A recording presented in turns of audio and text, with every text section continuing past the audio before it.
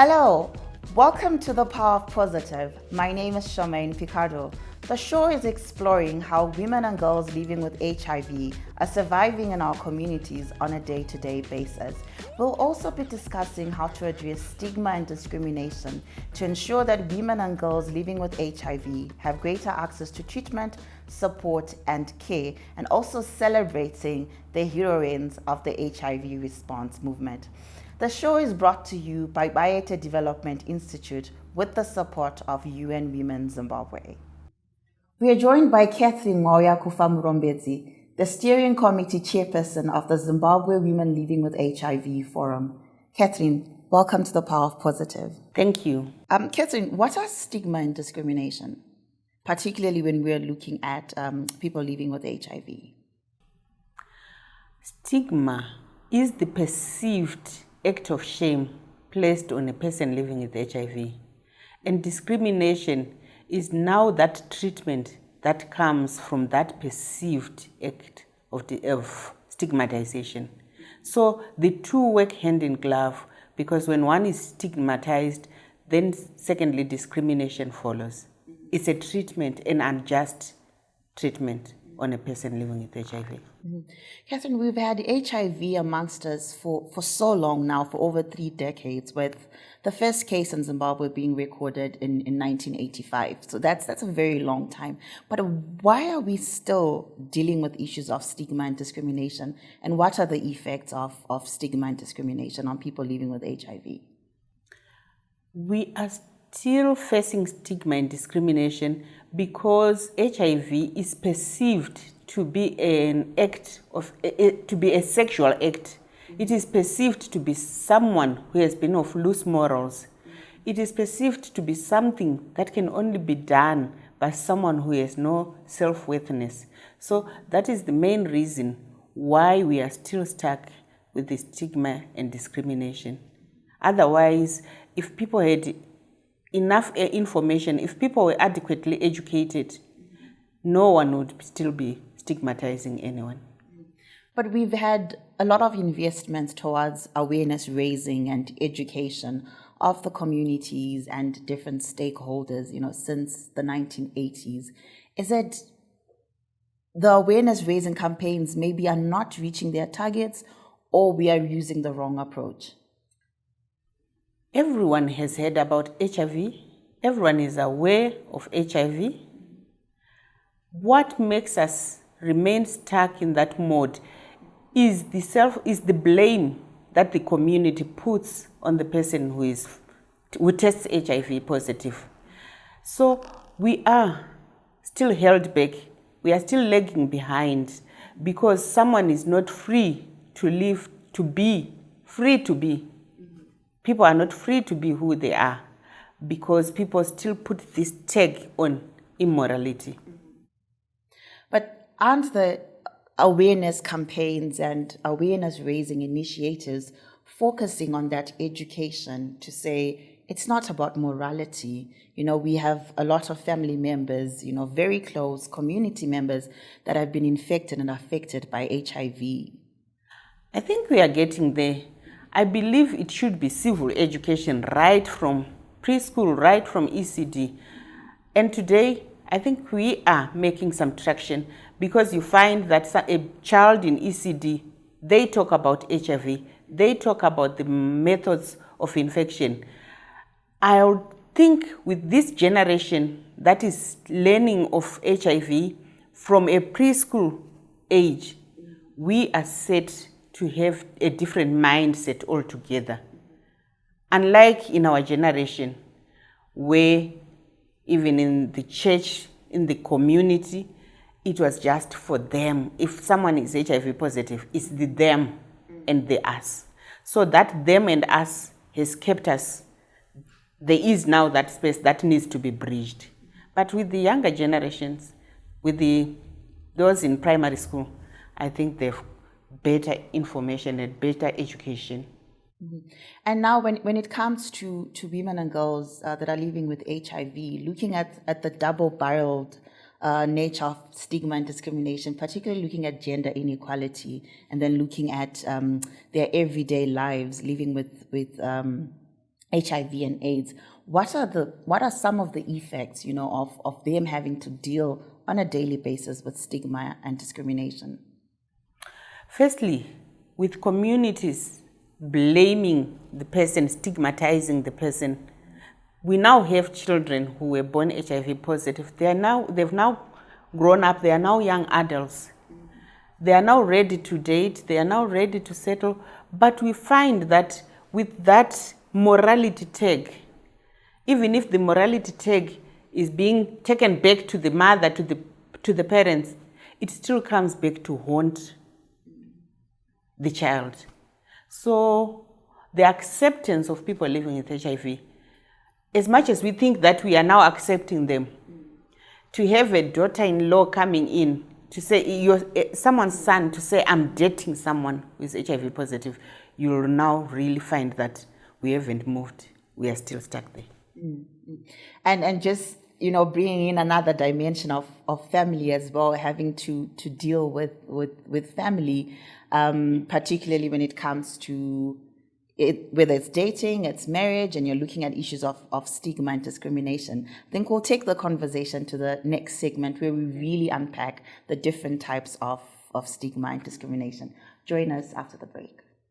I'm committed to helping women access justice and better health care as a he for she ambassador. And so, today, I urge you to join me and others to ensure a safe environment for all women.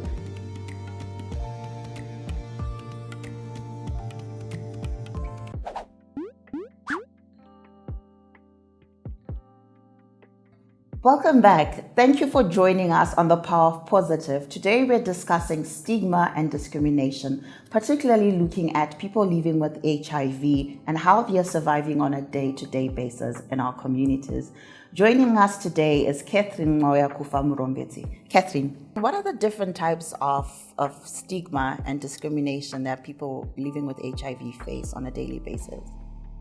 And at what levels are they? I'll begin with the church. We are a highly religious nation. In the church, we've got categories of where women belong. We've got the girls' union, the mothers' union, and in the mothers' union, one has to put on a certain type of mairu wadzano. One has to be a married person, and if one is married, it means you have that honor. So you find that we've got all these stratas of stigma in our society before we even get to HIV. We have classified and stratified who becomes who puts on which uniform.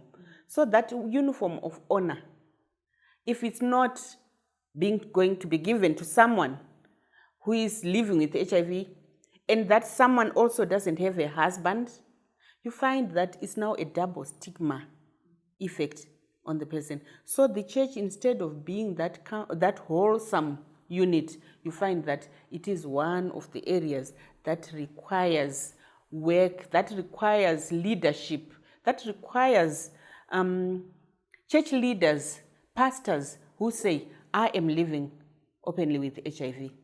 And we have had such people, and sadly we have lost a champion, Reverend Pumuzile Mabizela from South Africa, in Irela.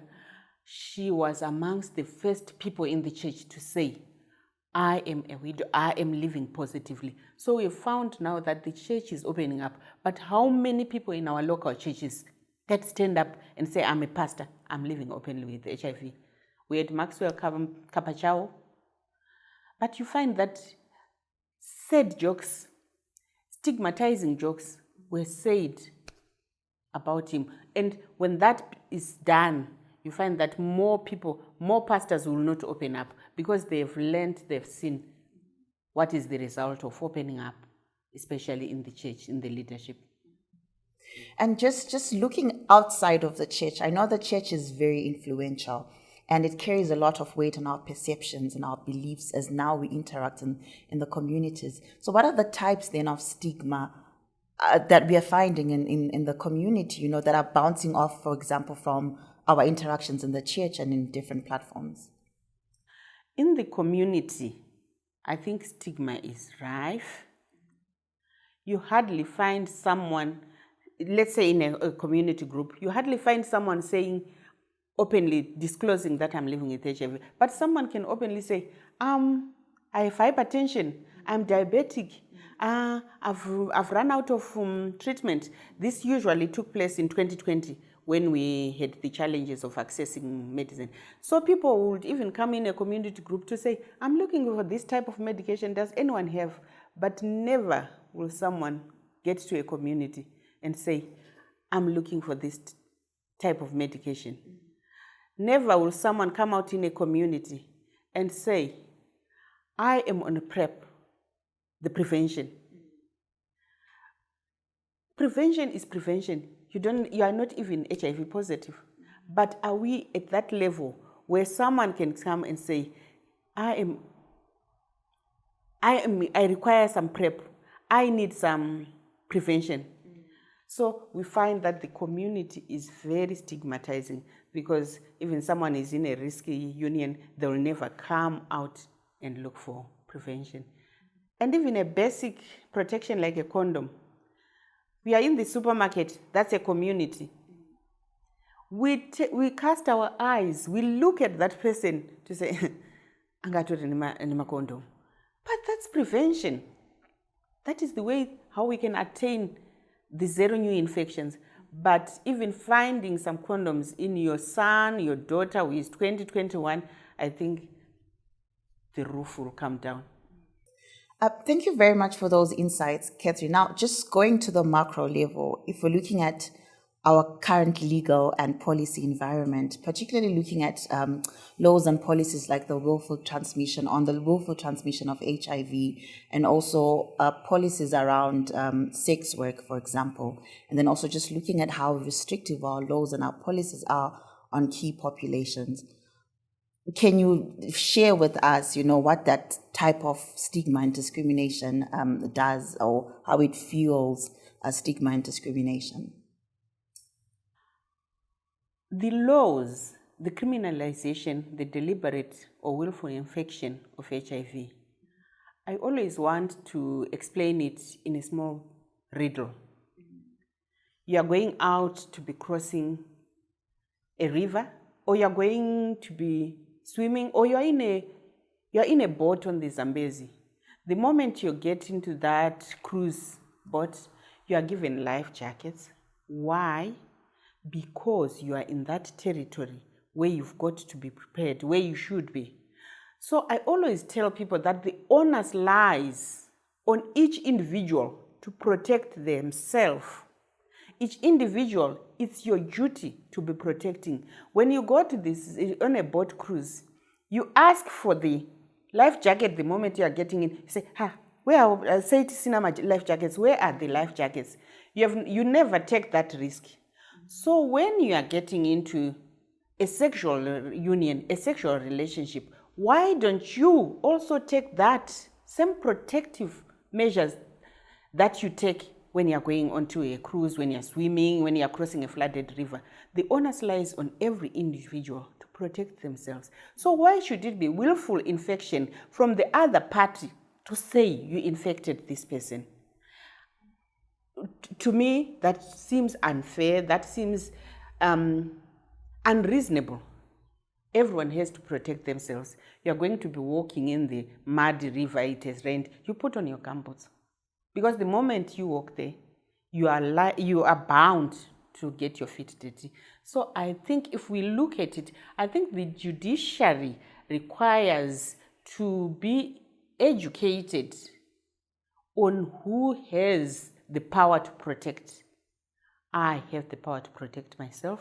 You have the power to protect yourself. So why should the law come back to say you infected that person, as if it was in a war way you didn't know what was happening? Then on the willful infection, I feel people who have been arrested, people who are serving time, all those, they require to be reviewed. They require to be looked at again, because it's not an act where someone doesn't know what they are going to be doing. You've got to protect yourself. And also just looking at how the law discriminates against key populations. Yes. It's very unfortunate that Zimbabwe, being a signatory to the universal health coverage, we are also a signatory to the Abuja Declaration, where the Abuja Declaration says the country is going to commit 15% of the national budget to health. But we find that it's just a declaration, it's something we signed. We have not even reached the 10 or 11% of the national budget to be going to health. And if that doesn't happen, these become mere policies, mere documents that we append our signatures to. Then on key populations, we've got the sex workers, we've got the LGBTIQ. Those, when we talk of leaving no one behind, it becomes the them, the those, and we become us. And if we criminalize sex work, if we criminalize same-sex marriage, then we will never be able to end HIV. We will never be able to reach that stage where everyone is on the same trajectory of zero infections. Because if the infections still take place in that community, then it is for us all to blame. Why is the infection taking place? What is it that you are not giving to that same community? And then just coming to issues of employment and trying to get, for example, medical aid. I know there's still a lot of discrimination and stigma when it comes to people living with HIV. What are the effects, if you could really unpack for us? The medical insurance has now warmed up to HIV. You are not even asked your status when you're taking any insurance. But there comes a salient cap to the amount of what you can use. You are told this is your medical budget. Being someone on lifelong treatment, it means you can get to that limit and you will have exceeded. So there is that silent discrimination. Although they are now accepting and now giving medication and treatment to everyone. But the moment you reach your tag, that's it, you can't. You've got to be paying for it now. And when it comes to women and girls, how are they, affected by stigma? Is it the same, or across the board, or it varies, or it's felt more by women and girls? Stigma is felt more by women and girls. The mothers, we are the ones who carry the pregnancy. We are the ones who go for antenatal clinic. We are the ones who in most instances, people know that they are HIV positive when the woman is tested positive during antenatal clinic. And it's such a heavy weight on the expectant mother to come back and inform the husband that I tested positive. And one is already in a turmoil, you're pregnant, you've tested positive, is the baby going to be safe? So the questions mount. So there appears to be a gap because the woman is not able to come back and tell the spouse. It's very different to those few women who have been able to come back and say, I've tested positive. Thank you very much, Catherine. So when we come back, we're going to be discussing how stigma and discrimination are negatively affecting the HIV response. Join us after the break. I'm committed to helping women access justice and better health care as a he-for-she ambassador. And so, today, I urge you to join me and others to ensure a safe environment for all women.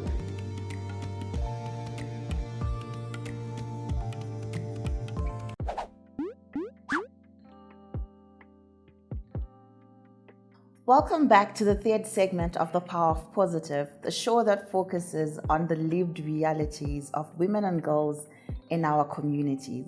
Today we're joined by Catherine Moya Kufa Murombeti. Catherine, welcome back. My pleasure.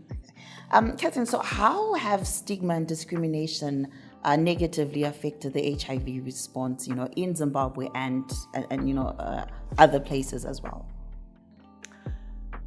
We find that people are not willing to go and get tested. Usually people find out that they are HIV positive when they are ill, or they wanted to get a certain policy that required that, or they were required to take that test because they have to be in a sporting activity that requires such a test. But on a willing test basis, it's very low. And if we don't get to have that willing test basis as in the open entry to ending HIV, then we are lagging behind.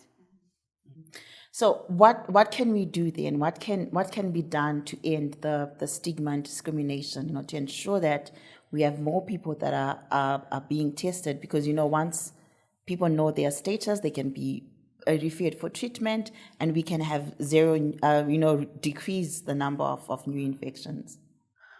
I feel we need the civil society organizations working in the health sector, particularly focusing on the HIV. We need them to get back to the 2004 era, 2008 era, where there was more of awareness, where there was more of, yes, we can end this. We need to have that message that people who are on treatment are not the vectors of passing HIV. People who don't know their status are the ones passing their virus. Why do I say so? I say so because I'm virally suppressed. The virus is not detected in me. So anyone who is on treatment and with the medication working well, those people don't pass the virus. They are undetectable. That's why it's the U is to you. Undetected is untransmittable. So who is transmitting HIV? It's the person who doesn't know his or her status. That is why it is important that we get to have everyone getting tested. And people should not be scared, because now treatment is available, there is access. So we need to get people treated before they get ill. Test and treat. That's where it becomes very effective. That anyone tested, you won't even deteriorate, you won't even get to that age where you could just, that bus-stop diagnosis where everyone was a medical doctor in their own eyes. You don't need to get to that. So let's have the messaging that go out and get tested. You can live a normal, healthy life. You can get on treatment. And treatment means it's now treatment as prevention. Because if anyone who is on treatment, they have their viral load suppressed, that is treatment as prevention. Thank you very much for joining us today, Catherine. But before you leave, lastly, what is your call to action to our leaders and to the different stakeholders that are part of the HIV response and those that are in our communities? Thank you. Firstly, as a country, we have to decriminalize HIV. Secondly, we've got to make policies and laws that accept people as they are. We don't have to force people to conform to how they were born. That conforming, that template that we are forcing people to get into is the cause why people are not going to access medication and treatment. For example, if someone is gay, it's very difficult for the person to go to a public institution and access health, even for a sexually transmitted infection. Then what more to access treatment for HIV? It becomes a barrier because we have these policies which have taken away the bridge to zero new infection. We are forcing people to do things that they don't want. Then for people who are living with HIV, those who have tested HIV positive, you are free to become everything that you want. You are free to have a family. You are free to go to any school. So the policy, the local policies, I'm going to just give a brief. The Zimbabwe National Army, you cannot join the National Army if you are HIV positive. It's one of the statements, it's there on their advert. And why do they say so? I asked the National Army why someone who is HIV positive cannot be enlisted. They said their training is rigorous. You can go for a full day without having taken a meal, so you'll miss your treatment because of that rigorous training. But To me, that sounds like just a blanket cover to be discriminating against people living with HIV. So we need to look at our laws. We need to look at those simple basics. Everyone should be free to be what they are. Everyone should be free to be any profession they want. Thank you very much, Catherine. That's a very strong call to action, addressing the laws, the policies, but also, HIV has been with us for a long time.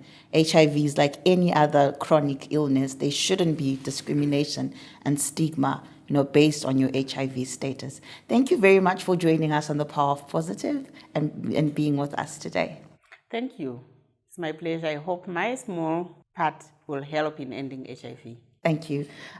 Today we were joined by Catherine Mwaoya-Kufa-Murombezi, the steering committee chairperson of the Zimbabwe Women Living with HIV Forum. A very strong call to action. HIV is like any other chronic illness, Discrimination and stigma should not be based on someone's HIV status. And we need to do away with the discriminatory laws that are forming a barrier in the HIV response. Thank you for joining us today on the Power of Positive. Don't miss the next episode. Goodbye.